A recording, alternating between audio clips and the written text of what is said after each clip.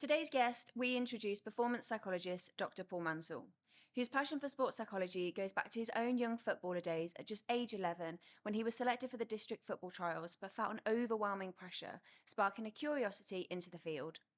We'll be talking about research, publications, and upcoming projects. Plus, you'll learn a tip or two that you might even be able to apply to yourself.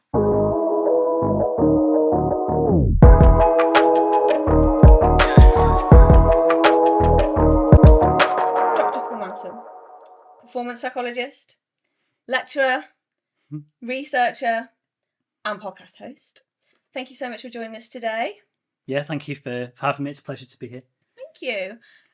So I'm particularly excited for this episode just because I've had the great pleasure of you being one of my lecturers and also supervising my dissertation, which thankfully I have now finished in sports psychology. And for those wondering, yes, I did get a good grade. But also, I think what we're really excited for as well is that this is the first episode really that's more an educational episode. And I do think that our listeners will take something away. Whether they're an athlete or not, I think people will learn something from this episode today. So we're super excited to get going. Buzzing. Buzzing. Okay, so I'm going to jump straight in. Can you share what first drew you to the field of sports psychology? Ooh, yeah, probably three main things, I would say. So I remember being about 11 years old and getting selected for district trial for football, Brierley Hill and Dudley district. You can probably hear that in my accent. And I got there, and this was off the back of a really successful period in my young football career where I was scoring goals for fun. But I just couldn't get out of the car to even begin the trial. I thought that everybody there was way better than me. And that stayed with me for a long time.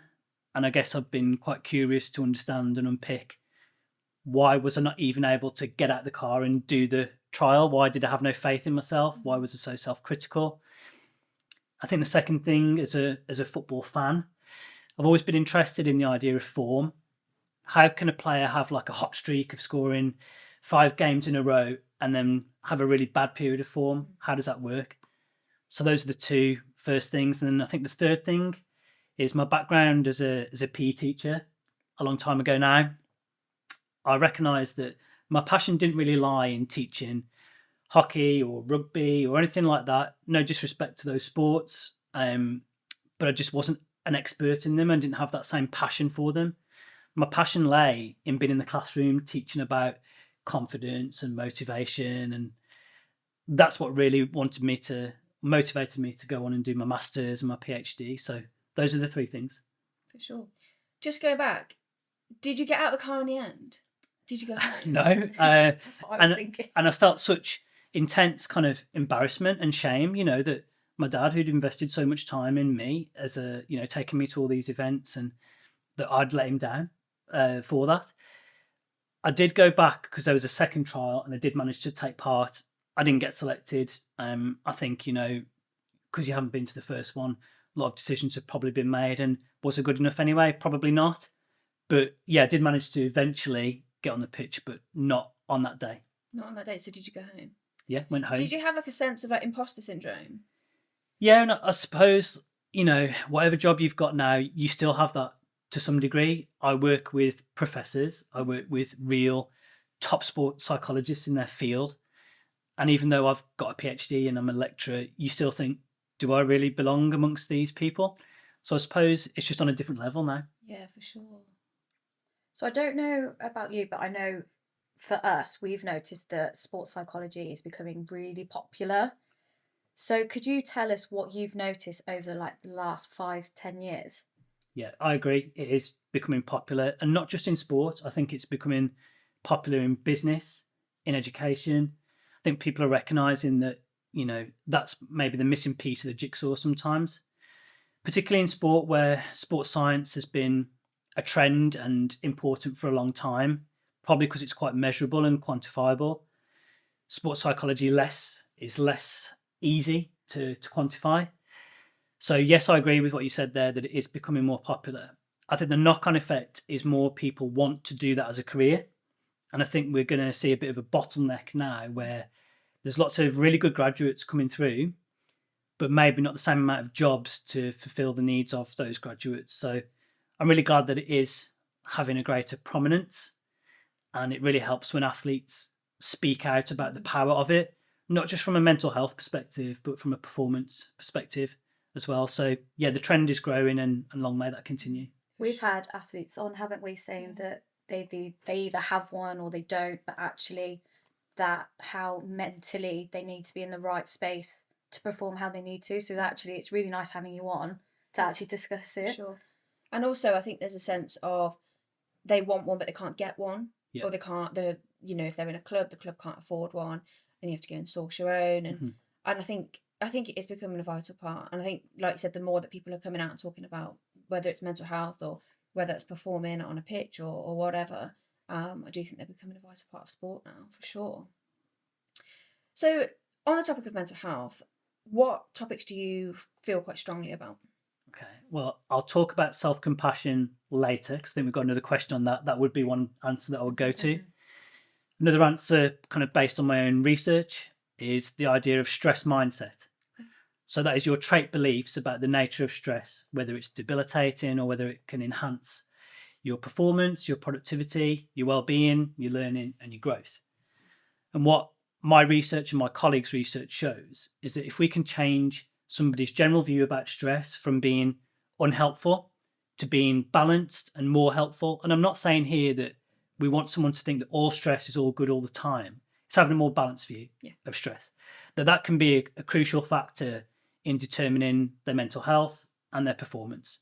So the stress mindset is one answer that I would go to.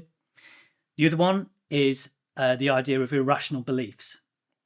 So without getting too sciencey here, people use that word irrational sometimes and mean like crazy. That's not the case in this example here. So irrational beliefs are beliefs that are rigid, illogical, extreme, and they really are central to underpinning somebody's mental health. So basically, if you have beliefs that are high demandingness, high awfulizing, frustration intolerance, and those that are self-depreciating, that can be a huge factor in determining how well mentally somebody is and how well they perform as well. So stress mindset is massive for me, and irrational beliefs is something else that is backed by evidence as well as being crucial. Sure. That's so interesting.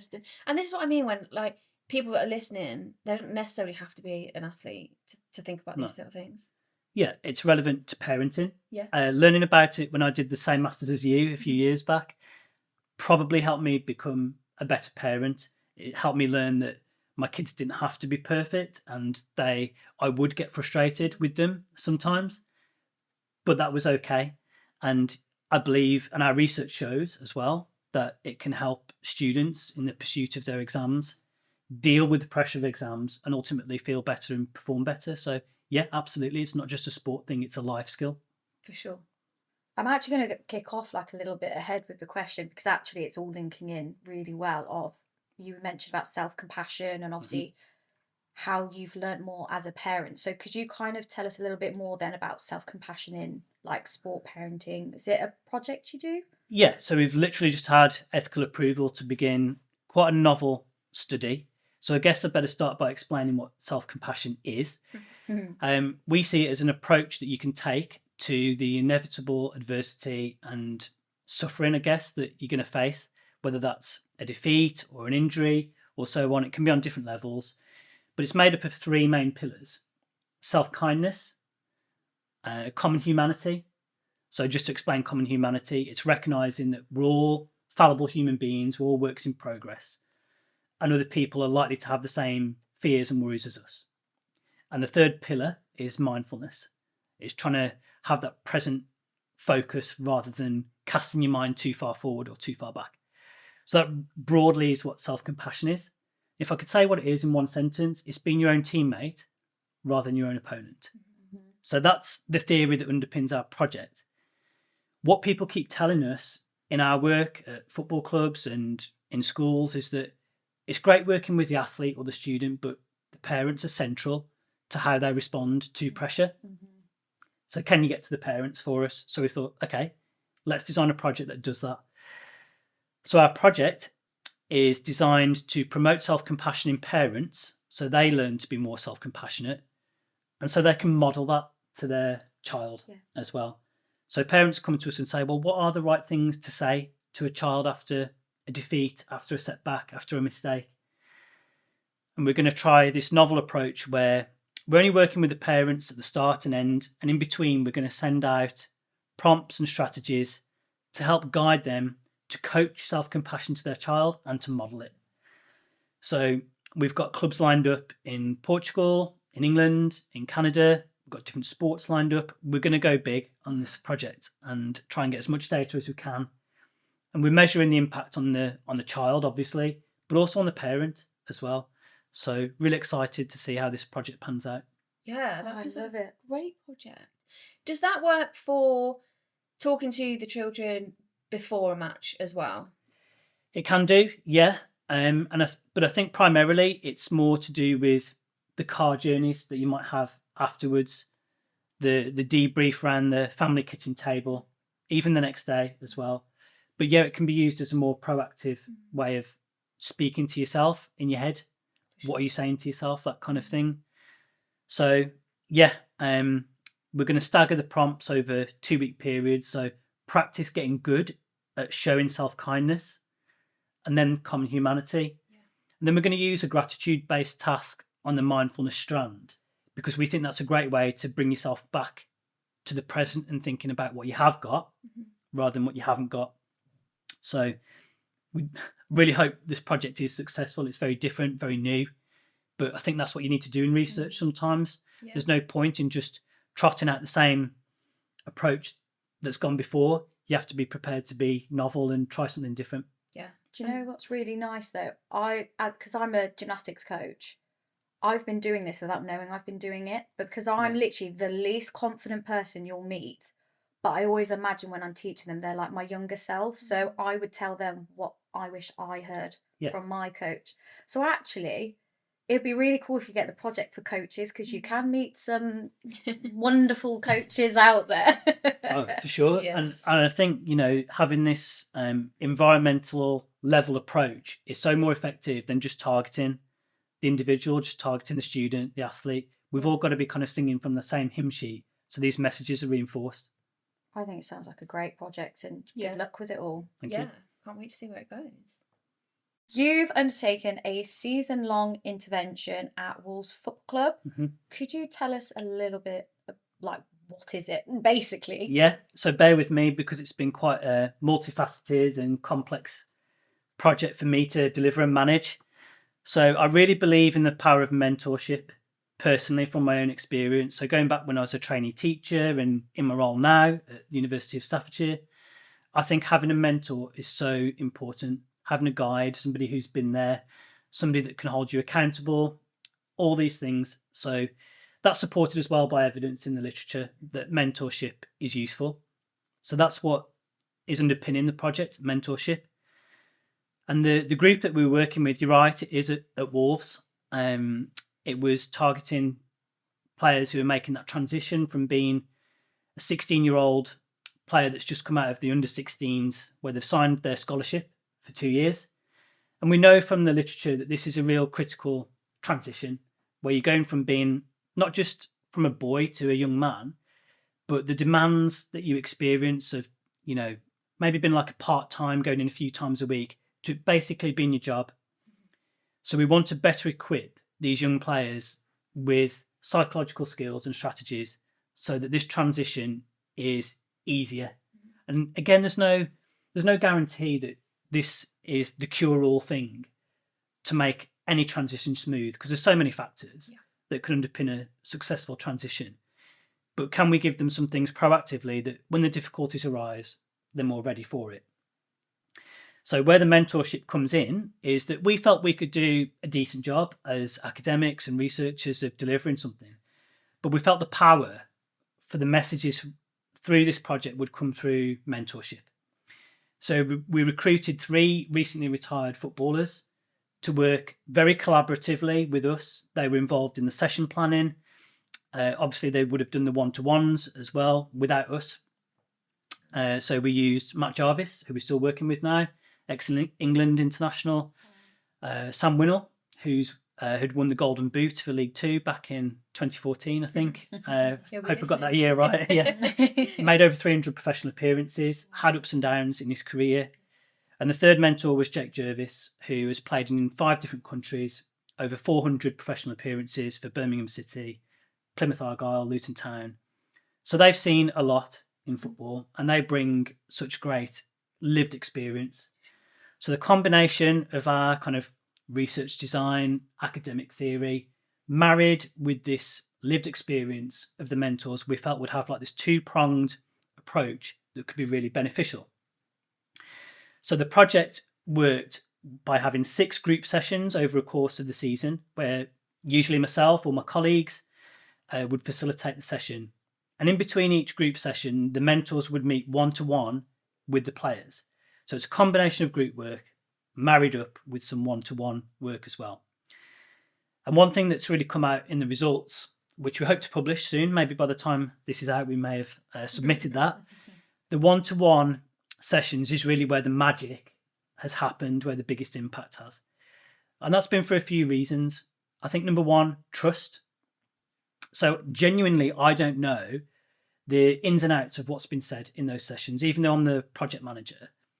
The mentors haven't told me and I haven't wanted to know. I've known the gist that, we talked about injuries. We talked about being left out of the team.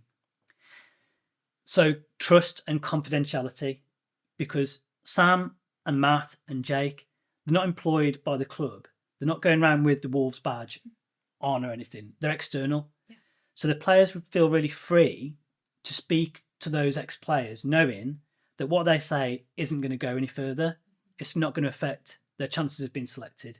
It's not going to affect contract discussions and so on. So trust, mentor-mentee relationship, and as I alluded to earlier, the lived experience is something that the players buy into and appreciate. And I must say, all 3 mentors were willing to kind of self-disclose and be vulnerable themselves. They were willing to talk about dark periods in their career, how they dealt with it, but also at the same time not saying that's the only way to deal with it. That's the way I dealt with it. I'm sharing that advice in case it helps you. So is this just for those moving up? So like they've got a place in the senior squad, maybe? Yeah, so they've got like a 2-year scholarship period. And within that period, I think when they turn 17 is when they can sign a professional contract. That professional contract might not come. Yeah. It depends on how successful they are. And we know that young players develop at different rates. Sure. So somebody might come in as a 16-year-old and be really physically developed and really kind of mature as well. But equally, some people that might come later down that 2-year period. So it's really targeting that step up from being like a part-time under 16s player to a full-time scholar, preparing them for hopefully being a first-team player. Do you ever think it could go the other way? Because I always think about these kids that give up everything and they're in an academy, they move away from home and, you know, they don't live like a normal teenager. And then to be then told, you're not going to make it. Yeah, absolutely. So what our mentors in our group sessions have really tried to promote is this sense about your athletic identity needs to not just be you. Yeah. What are you beyond football? Yeah. Those are the kind of discussions that we've had. So the mentors are very keen to encourage that the players look at education, look at other things, have downtime as well. So they're switching their mind off from football. Sure. So yeah, we really try and promote this idea of having a more balanced approach to their athletic identity. I think that's so good because I can relate, well, not me personally relate, but there was a guy in my year at secondary school and we would hardly see him. And I think his career ended up ending quite early because it was injuries. So then it makes you wonder, did he have that support back then? Mm-hmm. Were things done properly? Because he was so young and technically males develop still a little bit longer, don't they, than females? So actually probably having someone like you to have projects like this probably would have benefited him back then. Building those skills, that mindset, I think is really, really important. Yeah, it's this whole idea of proactively, if this happens, how will you react? Yeah. What will you do? So we highlight some of the uncertainties. That's one of the group sessions. We focus specifically on how are you going to deal with uncertainty. a new thing that we're going to add into the next cohort actually is, and this came up in discussion with the mentors, it's their idea, so I'm not claiming this, but they want to bring in a guest speaker of somebody who had really high career trajectory at the start of his career, but then he never fulfilled that early potential. And they want to give the players, the young players, the opportunity to do a Q&A with somebody who didn't make it or didn't live up to that early career promise. So it's important to share those messages and take those learnings from people who perhaps didn't fulfill that potential. So we know that you have 3 publications beyond mentorship. So are you able to dig a little into those for us? Yes, absolutely. So with my colleagues, I'll give them a shout out here, Dr. Katie Sparks, Professor Matt Slater, and Jason Wright, who's another former master's student of ours. We like to try and keep these collaborations going beyond their time with us. We designed an intervention called Mindset Performing Under Pressure. The posh way of saying this, if you like, is it's a multimodal cognitive behavioural intervention. So basically, we're trying to change the way that people think to change the way that they feel, and we're using different strategies to do that. Okay. So into the mix, we've got stress mindset. So we're trying to change the way they see stress. We're targeting self-compassion, and we're targeting irrational beliefs. Okay. So myself and Katie and Matt and another student, ex-student actually called Shane Carrington, we've had 3 publications using just that intervention, and we have 3 more under review. So hopefully more to come as well. And what we've shown that through working with athletes and students for 6 sessions, we're able to change the way that they see stress significantly. So the statistical tests are showing that compared to a group that don't get the intervention, our group are much more likely to see the upsides of stress. So that's one thing that we're seeing in the publications. The other one is that we're showing that it can improve their mental health. So in the publication that was led by Dr. Katie Sparks, we targeted students aged 16 to 18 because we know the pressures that they face when they're sitting their A-levels, which for me were so much more harder than GCSEs, I think. In that publication, we were able to significantly reduce symptoms of depression as well, which was a huge finding for us because we know how important that is, particularly at the moment, and on the rise it is with young people. So we were able to show significant increase in depressive symptoms compared to a group that didn't get our intervention. And the other thing as well is that we were showing that we're able to reduce irrational beliefs. And earlier on in the podcast, I've already kind of explained that if you have rigid ways of thinking that are extreme and illogical, so for instance, I must pass this exam, and if I don't, I'm a failure. If you think in that way, that is not conducive to your mental health and performance.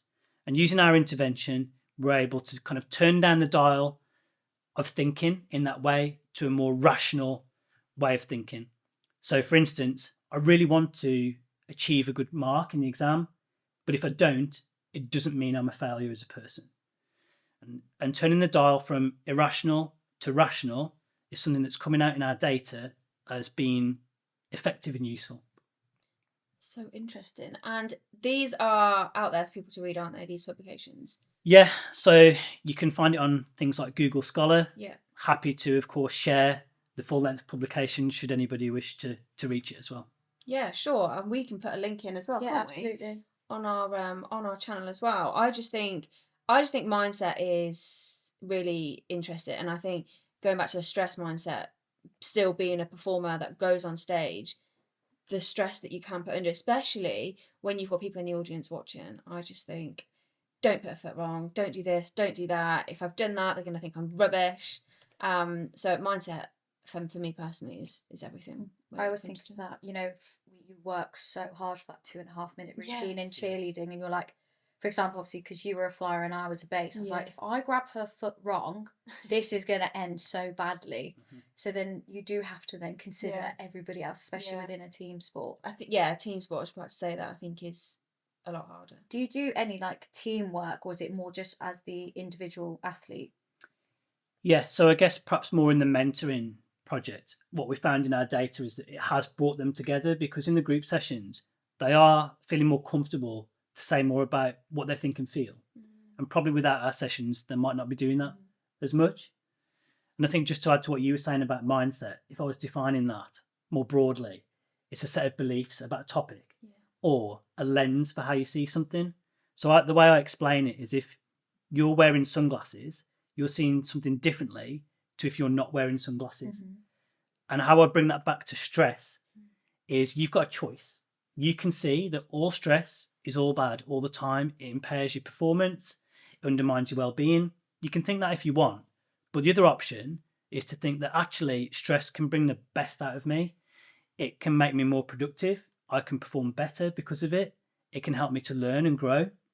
I think that's truthful. Still, I'm not trying to say something that's not truthful. And we always add the caveat, like I said earlier, and just to underline this, we don't tell the students, go and get more stress. It's really good for you. We do add the caveat that chronic stress, when you experience it over a prolonged period of time and it's intense, is unhelpful. It is damaging to your mental health. So I think what I'm trying to say here is that mindset is a choice. And if I can show the day versus the night, people often choose the more helpful path. And that chronic stress could also lead to burnout, can't it? Absolutely. Exactly. And that's something that we're hoping to measure soon as well. Oh, perfect. This episode is sponsored by All Star Dance and Fitness Academy.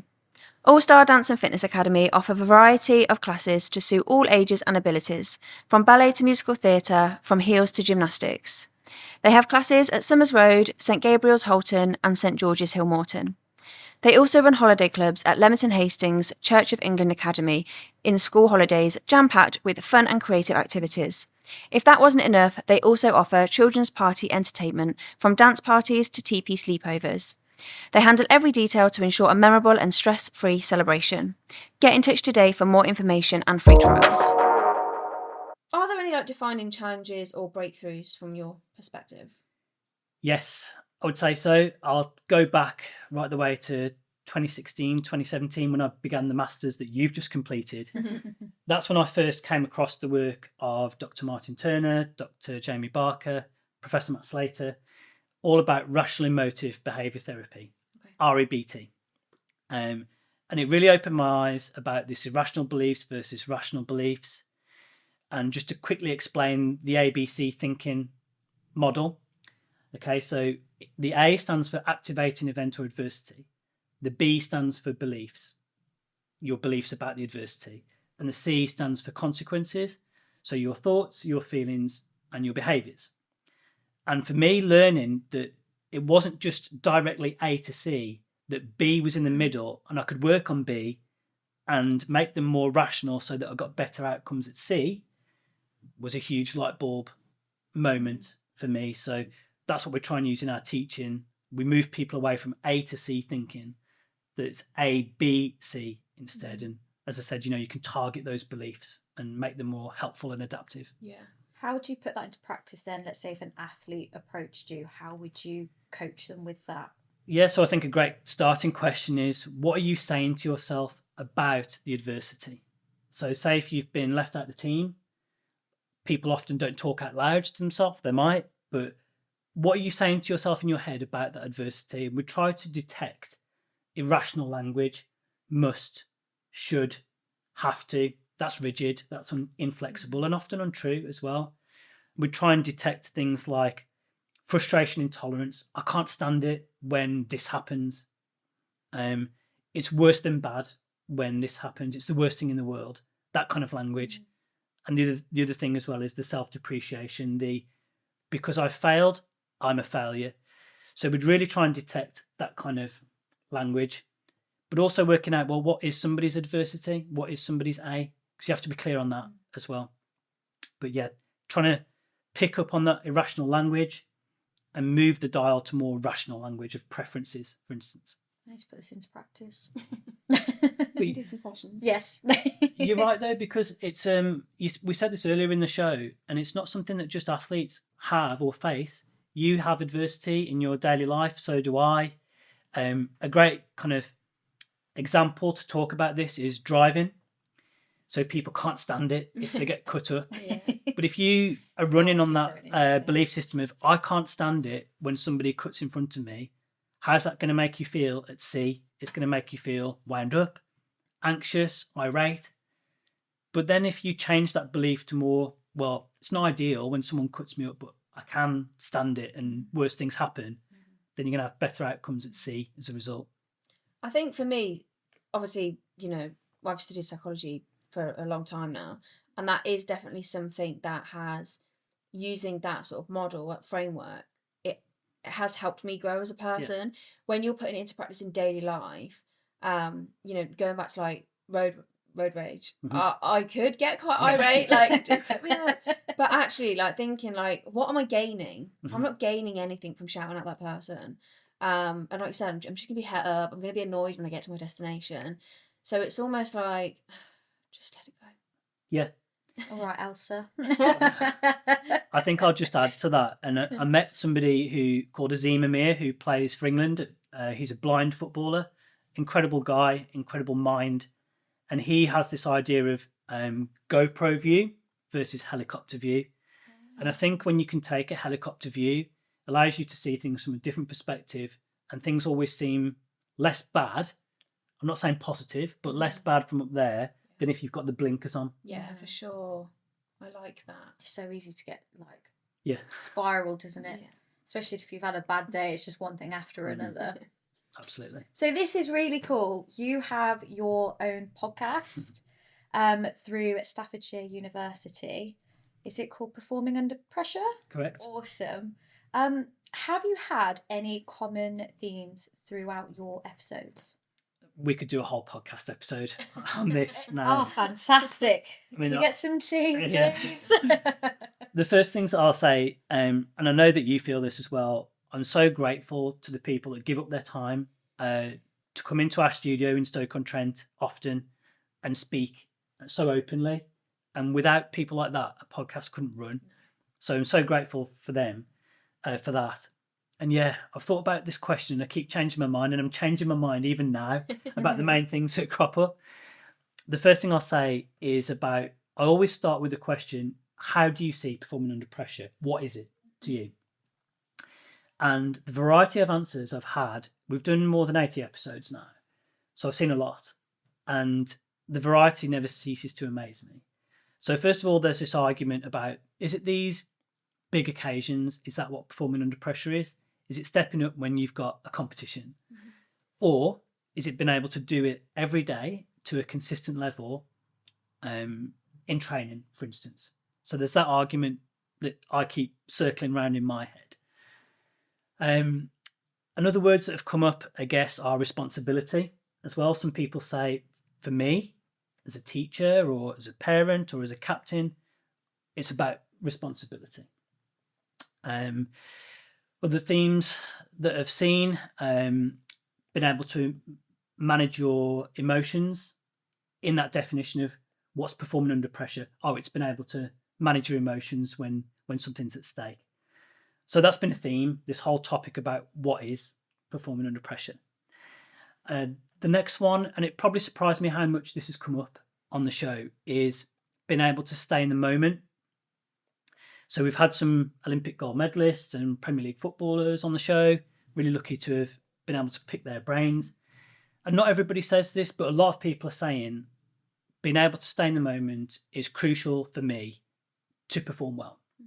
Whether this has been able to quickly react from a mistake, or whether it's away from the pitch and using strategies like journaling, gratitude diary, meditation. That's a massive thing that is not only helping people perform well on the pitch, but stay well off the pitch. Those are probably the main two, and I'll pause for breath there. I do find your podcast really interesting. I listened to it before, and I always think about that very first question that you ask, and it on my walks it has me thinking for hours, like, how do I see performing under pressure? Like, I think it is such a big question and dependent on the individual as well. For sure. Yeah, I mean, another thing that I keep kind of to and fro, and like you, I think about it when I'm out walking or driving. Is it about not being at your worst? Some people are saying that as a definition, and I think that's a good argument there. Is it about fulfilling your potential? Is it about been able to give 7 out of 10 or 8 out of 10 performances on a consistent basis. So yeah, I keep updating the way that I think about it as well. Yeah. It's a good question. It's got me thinking.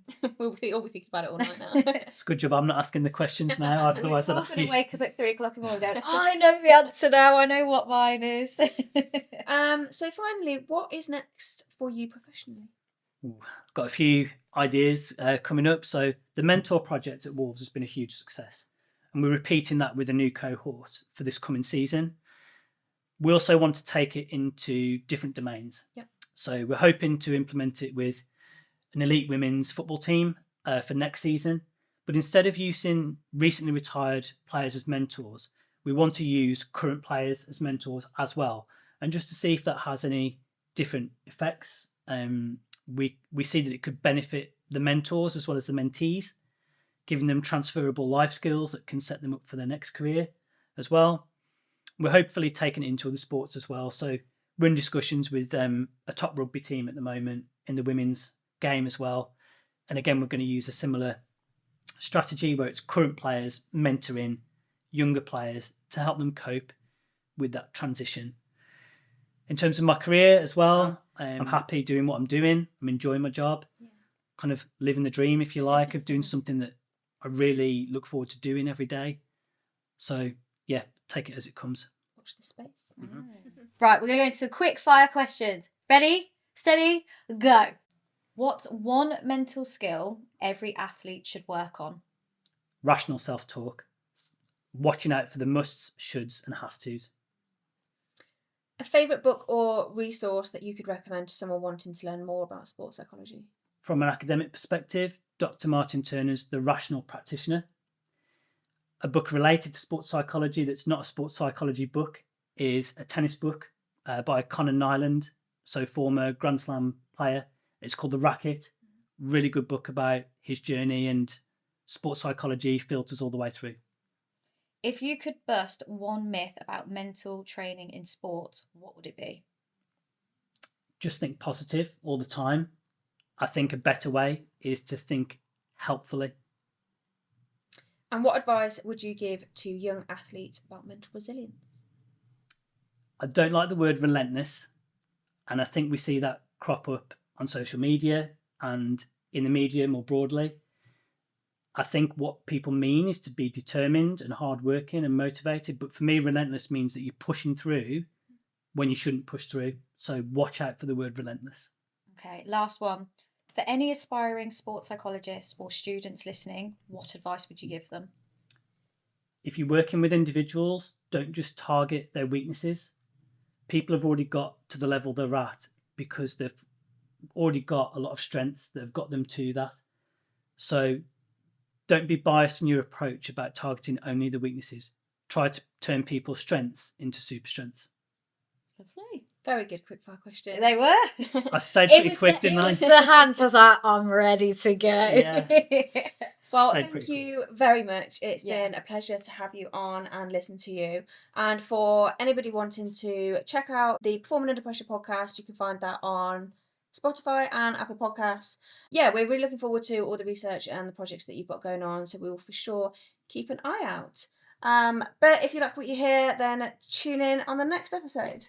Tell us what athletes that you would like to hear from us. I'm Demi. I'm Nat. Bye.